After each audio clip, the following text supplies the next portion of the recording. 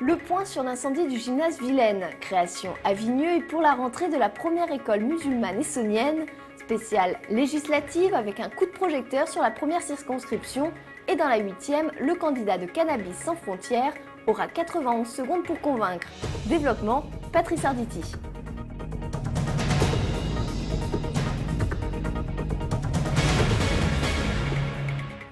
Bonsoir, et donc dans quelques minutes un spécial législatif que nous retrouverons dans chaque édition et ce jusqu'au premier tour. Mais c'est par le sport que nous allons commencer. Peut-être ignorez-vous que la Savinienne Alexandra Recchia est devenue championne de France de karaté. C'était le week-end dernier. Confirmation d'un talent, Éric Coutard.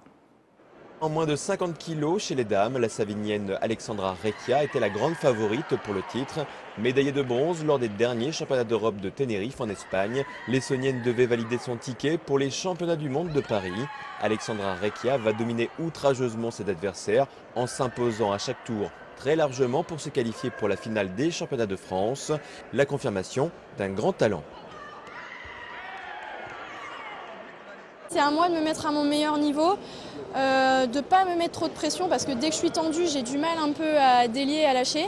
Et là, non, je me suis dit aujourd'hui, c'est pour moi, je suis là pour toutes les bouffer. Et voilà, c'était simple dans ma tête, c'était ça. Et montrer que Bercy, c'est ma place. En finale, Alexandra Recchia l'emporte face à Émilie Touy et devient championne de France. Un nouveau titre pour l'une des leaders de l'équipe de France. Une médaille d'or pour le karaté essonnien en attendant le retour aux affaires de Florian Melgui. Dimanche soir, dans la nuit, le gymnase de Vilaine a été incendié. Rien n'a pu être sauvé. La structure en préfabriqué avait remplacé le précédent gymnase déjà ravagé par les flammes. C'était en 2005. Un reportage de Claire Colombel et Margot Lefebvre. Plus rien ne reste de cette structure de 620 mètres carrés. Pour le moment, une enquête est en cours pour déterminer la cause du feu. À quelques jours des 100 ans du club de gym de Massy, le président écœuré s'organise pour les entraînements. Principalement, tous les athlètes qui faisaient de la compétition à haut niveau vont pouvoir s'entraîner dans les clubs des communes voisines qui nous accueillent bien gentiment. Pour les petits-enfants qui faisaient de la baby gym, nous sommes en train de regarder avec la municipalité pour trouver des écoles qui ont du matériel et des salles disponibles le week-end pour accueillir tous les enfants. Et malheureusement, pour tous les autres adhérents, il est fort probable que nous n'ayons pas de solution à très court terme. Coïncidence ou non, cet incendie intervient quelques jours après l'accident qui a coûté la vie à un jeune motard de 24 ans. Depuis, des groupes d'individus affrontent chaque nuit la police, convaincus que celle-ci a renversé les deux jeunes motards. Malgré les preuves d'innocence fournies par les forces de l'ordre, certains habitants soutiennent les émeutes. Ah bah oui quand même, hein. Parce que, je sais pas, ils les ont tamponnés et puis après ça a fait des histoires. Et c'est normal, ils veulent se venger. L'enquête concernant cet accident va bientôt être mise au parquet. Le soir du drame, les deux jeunes seraient partis sur un scooter volé à Vaux-Allan, où ils seraient entrés par effraction dans une maison, volé quelques objets et la moto qu'ils conduisaient au moment de l'accident. Le jeune Massicois de 19 ans est en vie, mais son pronostic vital est toujours engagé. Et d'après la police, les émeutes sont moins virulentes depuis maintenant 2 nuits. Leur dispositif spécial est toujours maintenu, mais réduit à 70 policiers au lieu de 140. La première école musulmane, eh bien, elle devrait ouvrir à la rentrée prochaine à Vigneux, en Essonne. L'actuel centre culturel musulman accueillera une maternelle et une classe de CP, CE1 et CE2. Le futur établissement attend encore l'agrément de l'Éducation nationale. Ses dirigeants assurent que l'enseignement sera le même qu'ailleurs, avec la possibilité en plus de suivre des cours d'arabe et d'apprentissage du Coran. Christophe Garnier. Le centre musulman de Vigneux donnait déjà des cours de soutien, des leçons d'arabe et recevait des maternelles le mercredi après-midi depuis 2 ans, juste à côté de la salle de prière.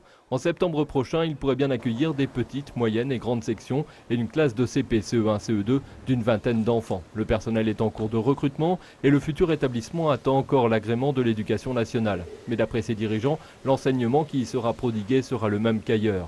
Les élèves pourront juste bénéficier d'options supplémentaires comme des cours d'arabe, de la sensibilisation religieuse et de l'apprentissage du Coran. L'établissement étant privé, l'inscription devrait coûter environ 2 000 €. Les directeurs parlent de réconcilier les enfants avec leur identité. Cette école serait la 3e de ce type en Ile-de-France.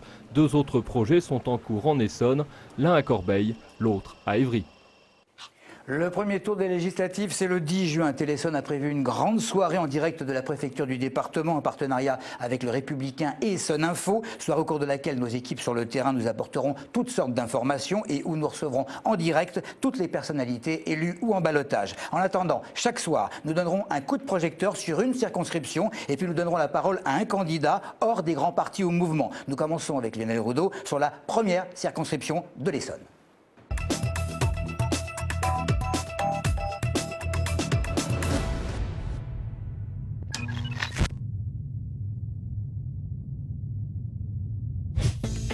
Cette première circonscription n'est et de loin pas la plus grande du département. Avec 45 km², elle regroupe 6 communes, dont les villes d'Évry et de Corbeil-Essonnes, pour une population d'environ 130 000 habitants.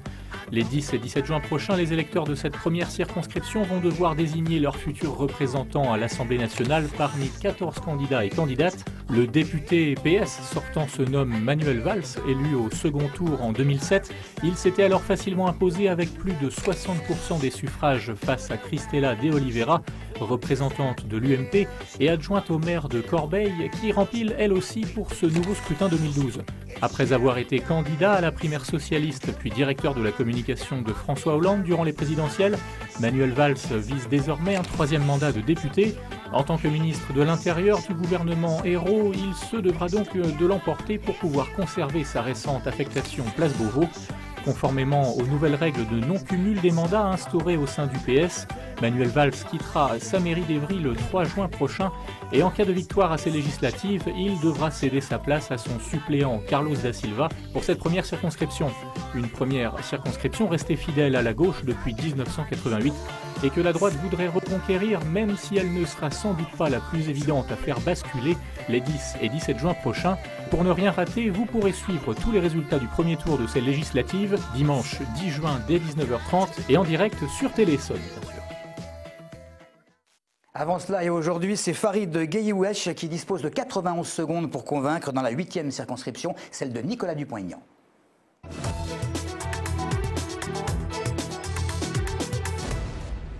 Bonjour, je m'appelle Farid Gueye-Wesh, j'ai 40 ans. Je suis père au foyer et je propose ma candidature aux élections législatives pour être député de la 8e circonscription de l'Essonne. Je défends une étiquette cannabis, santé, liberté, justice pour ouvrir le débat sur la politique française en matière de drogue.